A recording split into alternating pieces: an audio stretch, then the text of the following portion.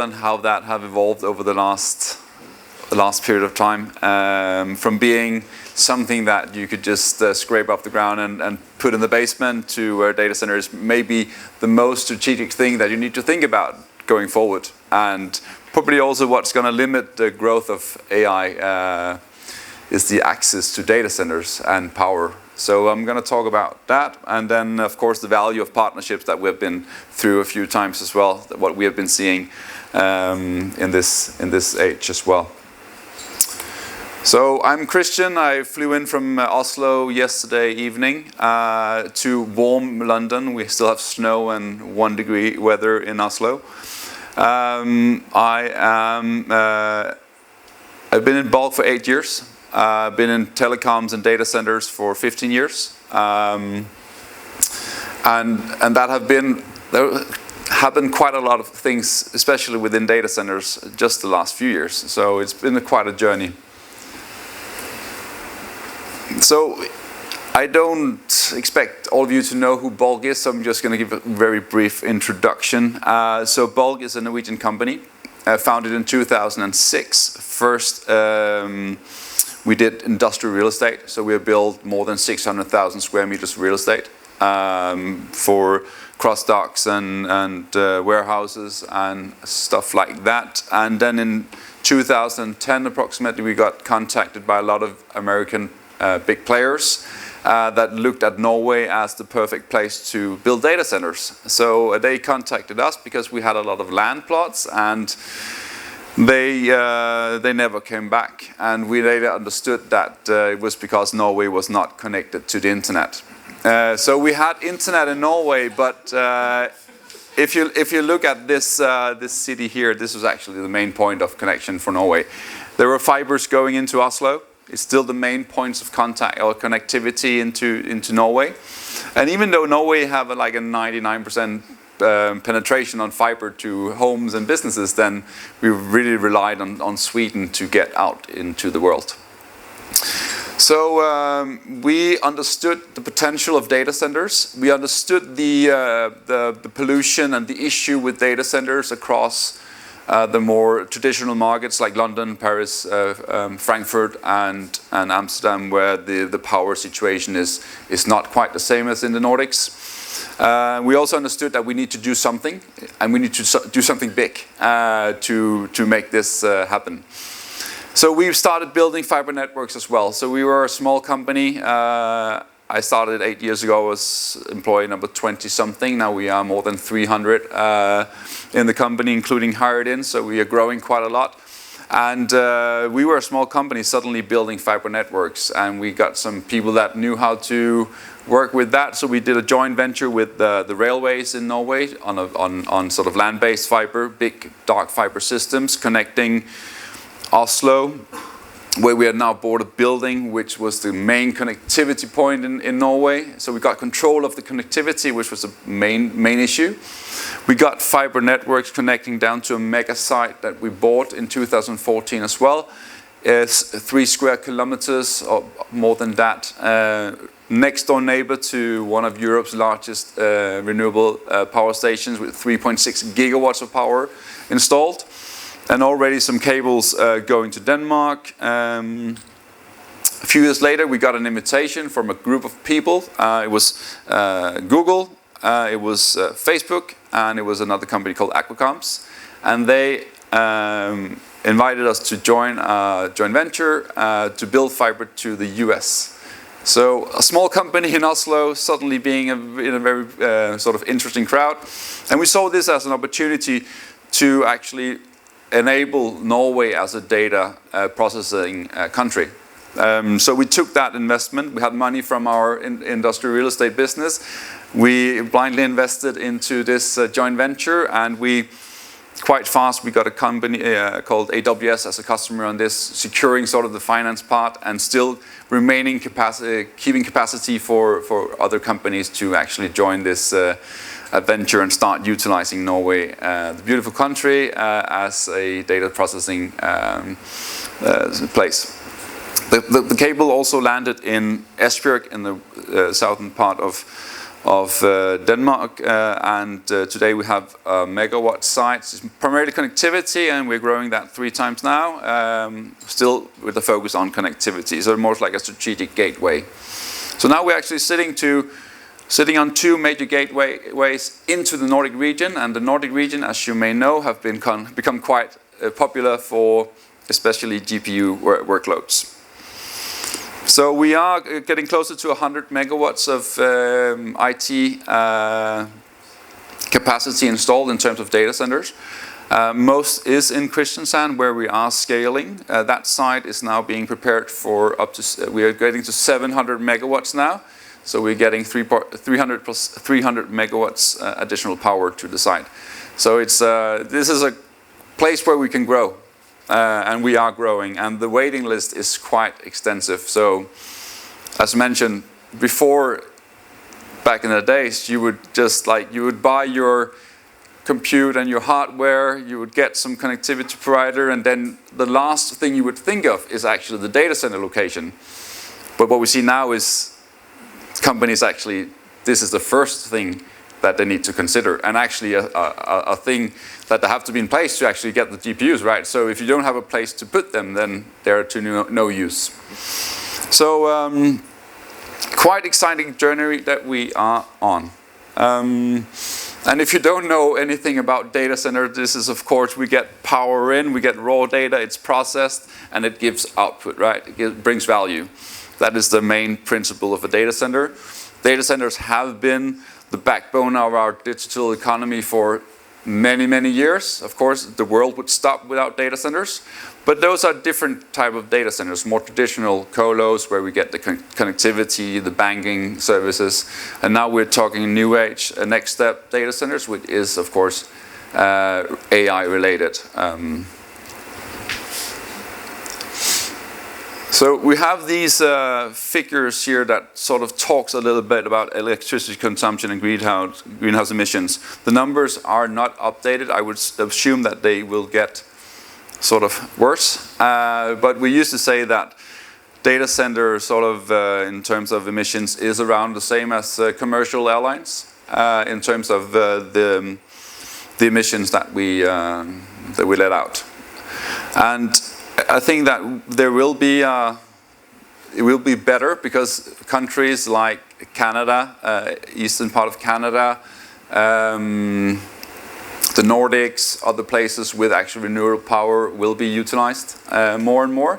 So we probably see higher electricity consumption but lower emissions. And these are numbers, so I think these numbers are also a bit conservative because we are seeing a very big boom in Norway at the moment. It's gigawatts of power being reserved for data centers.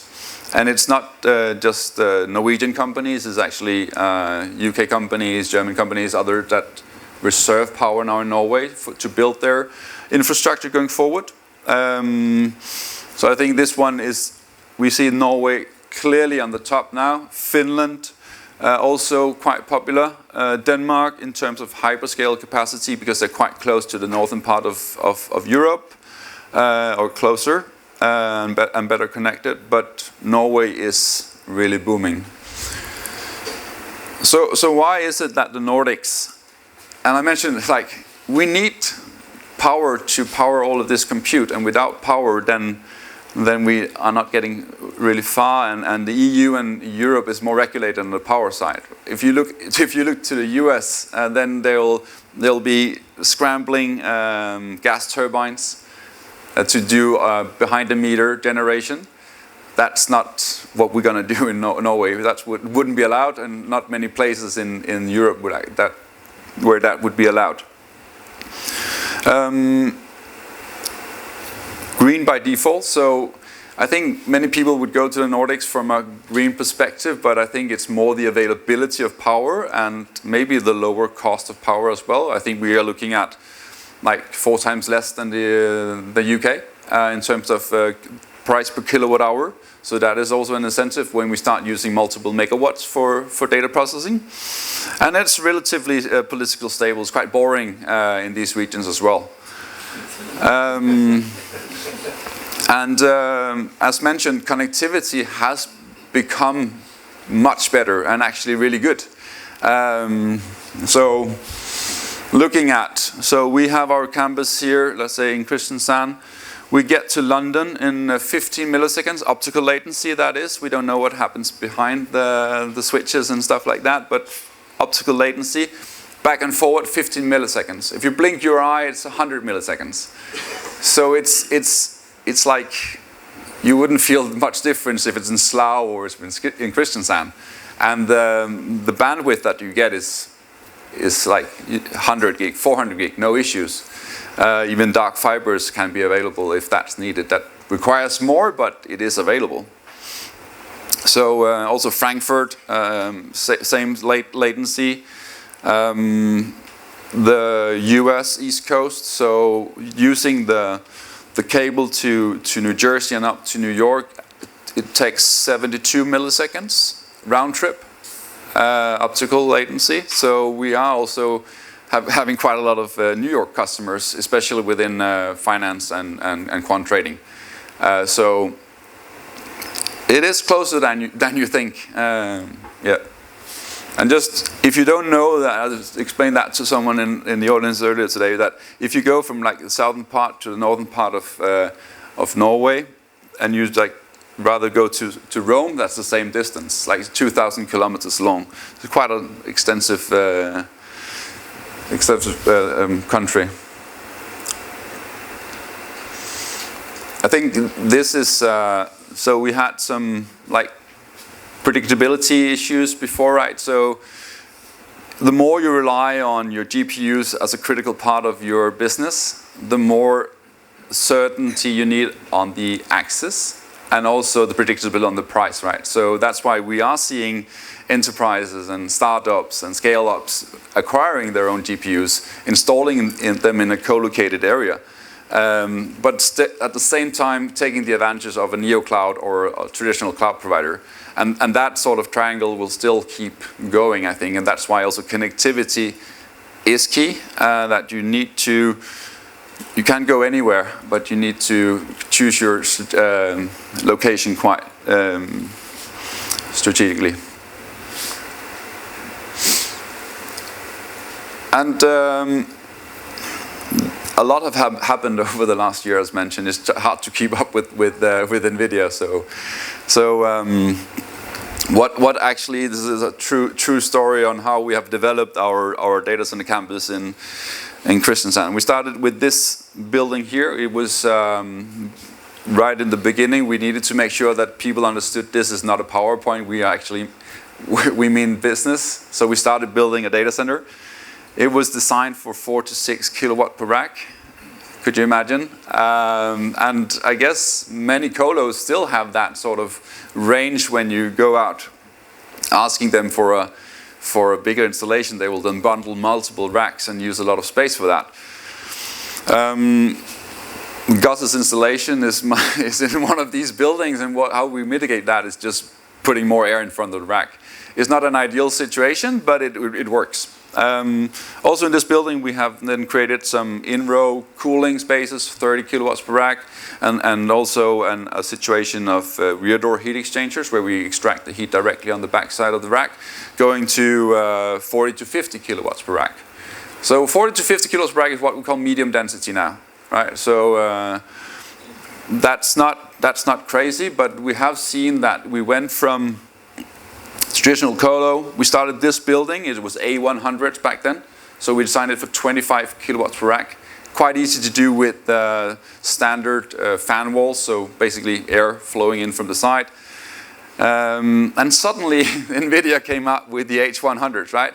And what happened then, we actually almost doubled in rack power density. We went from 25 to 43 kilowatts per rack.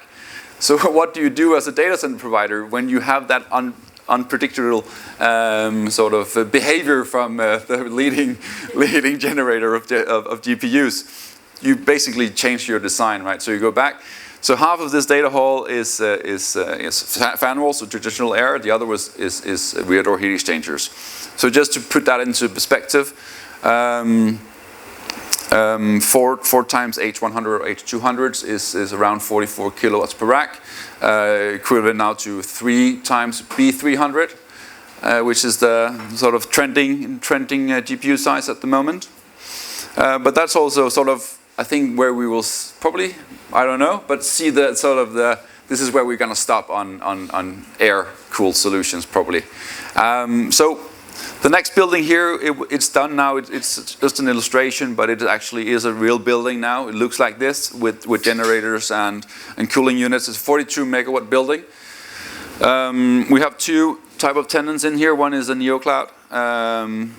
It's no secret that we work with CoreWeave, which was mentioned by VAST as well. And it's also a UK-based finance institution. And they are doing GB200s and GB300s.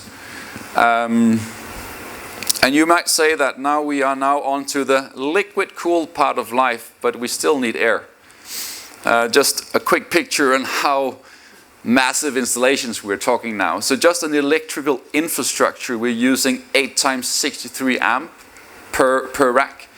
So that's a lot of power and a lot of sort of like the pipe dimension is getting just bigger and bigger, which is also the limiting factor of getting water to the racks. Is actually you don't just take a 43 kilowatts rack and then use the same infrastructure to do a GB300, because you don't have the dimension on the pipe work.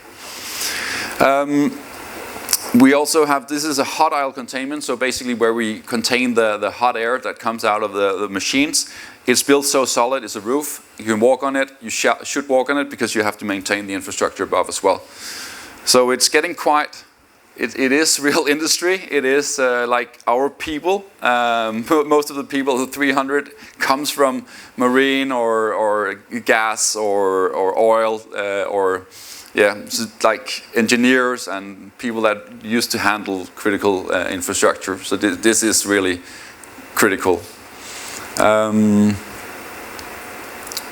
In terms of sort of what we are seeing from customers when they start sort of come up with an idea, say we want to deploy, and they would put 1 GPU in each rack because that's what they're used to getting offered. And we go back and say, you can actually do more. Don't limit yourself. And when you talk about networks, for example, then you need some switches and you need some, there's lots of added cost if you need to expand your footprint more than you need.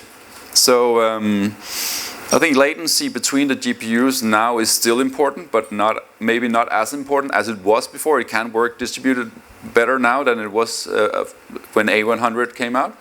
But still the density is still important to keep your solutions optimal and your costs down. And of course, partnerships. So it's about like you need to have trust to the entire sort of ecosystem. And there are mentioned like storage systems and GPU providers, CPU providers, networking elements, the data center provider as ourselves, but also the connectivity provider has to be in place as well. You cannot just go anywhere to do this. You need to have some pretty solid systems because it's not built as an islet. It bursts into NeoClouds. It works with the intelligence of Azure. It does work as a big ecosystem. Just to give an example, these are in-row coolers for a GB300 installation. So it's around 80% liquid for GB300 and 20% air. And if you have 130 something kilowatt per rack, then it's still more air than we used to have for an A100 rack. So it's still a massive scale for that. It will change, right? So we know that it will get more and more liquid, but we probably still need air for quite some time to get all the operations like switches and the ISP routers and everything needs to connect.